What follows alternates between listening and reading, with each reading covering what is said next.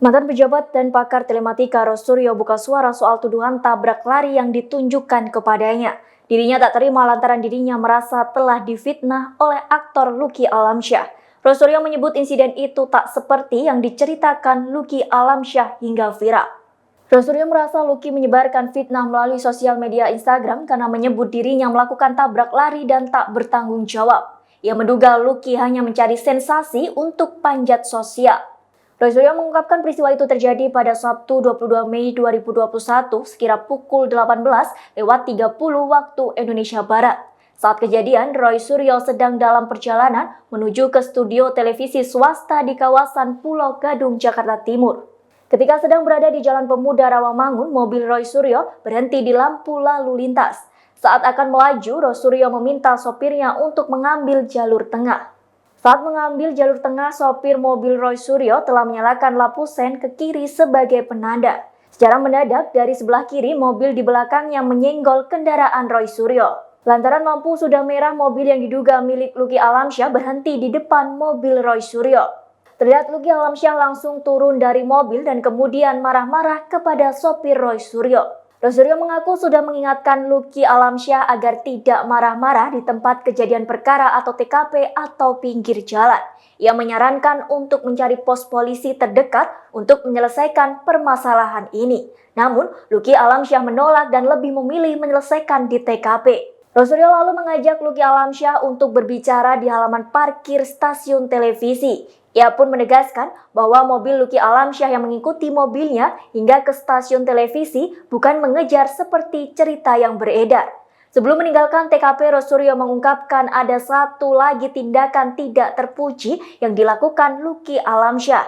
Saat itu, Lucky menggedor kaca jendela mobilnya sebanyak 2 kali. Percekcokan ini pun berlanjut di parkiran salah satu stasiun televisi swasta, tempat Roy Suryo menjadi narasumber dan bakal siaran langsung. Roy pun meminta petugas keamanan untuk memanggil polisi agar bisa menyelesaikan perselisihan ini. Diberitakan sebelumnya Lucky Alamsyah menyesali tindakan pelaku tabrak lari yang disebutnya sebagai mantan menteri pada Sabtu 22 Mei 2021 lalu. Lewat unggahan Instagramnya, pemeran sinetron Kemilau Cinta Kamila itu memperlihatkan foto mobil pelaku yang menabraknya. Dia juga menumpahkan kalimat kekesalan terhadap pelaku yang sudah menyerempetnya dan melarikan diri. Mohon maaf, saya masih pakai peci karena habis selesai sholat, tetapi ada berita yang masuk ke handphone saya. Ada seseorang yang kebakaran jenggot dan membuat berita katanya saya mau fitnah dia. Aduh maaf ya, saya bukan orang keturunan yang suka fitnah. Saya hanya seorang aktor yang sudah berkecimpung di bidangnya cukup lama, yang mencoba berkarya terus dan juga mencari nafkah untuk orang tua yang sudah sepuh. Saya bukan anggota sebuah partai atau apa, jadi saya tidak punya kepentingan untuk memfitnah Anda. Saya juga tidak pernah menyebut nama Anda, saya hanya bernulis RS. Jadi kalau memang merasa, ya sudah, jangan balik memfitnah saya. Karena saya punya bukti. Ya, jadi monggo. Mau legowo minta maaf, monggo. Tapi kalau kembali terus memfitnah saya dengan mengatakan saya memfitnah Anda, terserah. Tapi yang penting saya punya bukti. Assalamualaikum.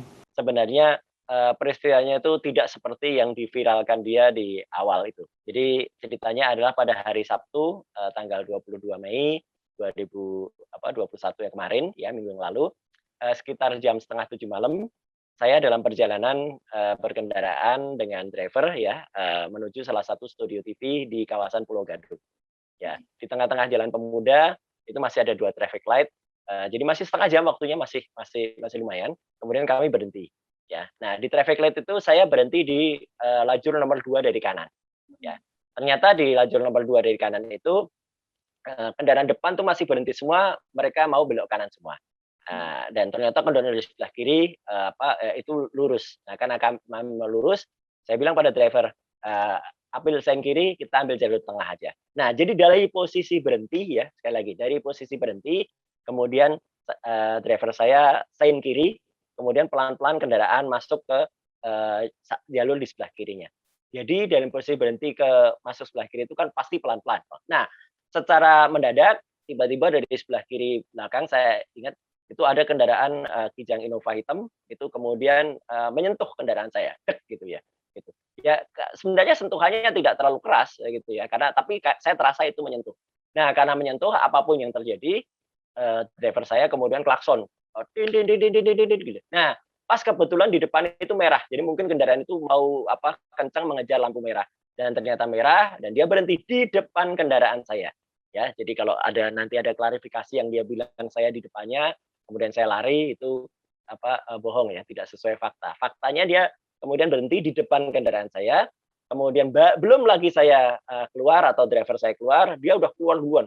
Belum dia udah keluar, udah langsung marah-marah, "Apa ini?" Udah, "Mau apa ini?" Terus tiba-tiba langsung udah di samping driver saya. Terus sama driver saya dibuka, gitu ya.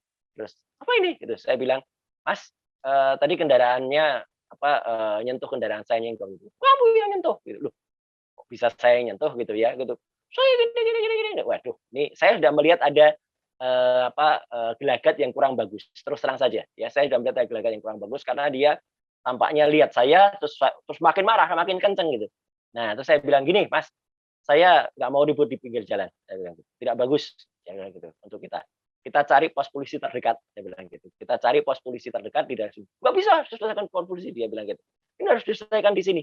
Saya nggak mau ribut di pinggir jalan," saya bilang gitu. "Ini apalagi ini persoalan kalau ini lalu lintas, ayo diselesaikan pos lalu lintas." "Nggak bisa gini gini." "Oke Mas, gini, kalau Anda nggak mau di pinggir jalan, saya kebetulan mau siaran di salah satu studio TV." Saya sebutkan studio TV-nya mana, ya. Kemudian saya alamatnya ada di Pulau Gadung di depan itu, nggak jauh dari sini. Kalau Anda nggak mau di sini, ikuti mobil saya ke sana. Jadi, ini yang paling penting ya, saya justru yang memberitahukan ke dia supaya dia ikut kendaraan saya, ya ngikutin gitu loh. Bukan terus dia ngejar sama sekali enggak. Saya beritahu, tapi dia tetap, "Nggak bisa, ini harus selesaikan di sini." Saya bilang pada driver, "Ini nggak akan selesai nih musuh orang kayak gini." Saya lihat gelagat, kita baca dari psikologis orang gitu ya. Musuh orang kayak gini cuma mau ribut di jalan-jalan, itu jalan aja. Nah, sopir saya kemudian jalan, dia ambil lagi sebelah kiri, dia tutup jendela. Nah, ketika ditutup jendela itu, ya, terjadi pukulan 2 kali yang sebenarnya cukup keras juga pada jendela saya. Pret pret gitu ya. Gitu. Wait, kok nih agak agak kebangetan nih orang ini. Terus saya bilang pada driver, "Tunggu dia ya, tunggu dia." Jadi kita tetap maju ke depan. Nah, di depan itu masih ada satu traffic light lagi. Ya, tadinya hijau, saya bilang pada driver, "Pelan-pelan, tunggu sampai merah." Nah, ketika merah, saya lihat kendaraan itu akhirnya jalan juga. Jadi saya bilang, "Tunggu dia sampai dia benar ngikutin." Nah, ngikutin terus. Akhirnya masuk sampai ke studio TV yang bersangkutan. Mau masuk parkiran studio pun saya juga mengizinkan dia. Jadi saya bilang ke satpam, "Pak, kendaraan belakang ikut ya," gitu. "Siapa Roy?" gitu. Kebetulan dia kenal gitu ya satpamnya gitu. Tahu gitu ya. "Oh, siapa?" gitu. Ya udah, masuk. Begitu masuk, orang itu langsung keluar, langsung sudah marah-marah. "Apa ini kok mau diselesaikan di sini?" gitu ya.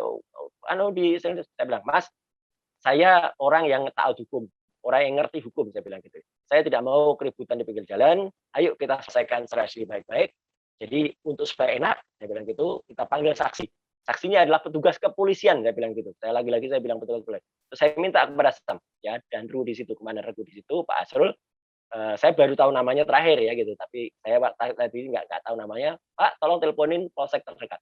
"Siapa?" gitu. Nah, terus dia tuh, wah orang itu marah-marah, "Kok pakai polisi-polisian segala kenapa?" gitu. Loh, ini harus diselesaikan karena ada, terus sembari itu saya lihat bekasnya. Saya sebenarnya tersenyum ya lihat bekasnya itu. Karena di bumper saya itu praktis tidak ada apa-apa, hanya ada gesekan kecil karet gitu ya. Di tempat dia, di mobil dia itu juga hanya ada bekas karet bumper saya malah yang nempel ke sana gitu ya. Itu dari ban belakang sampai ke belakang gitu ya. Jadi dari atas ban sampai ke belakang. Jadi sebenarnya kalau dilihat dari faktor kerugiannya gitu, saya dalam hati kecil, wah orang ini memang benar-benar tarik gara-gara ini ya.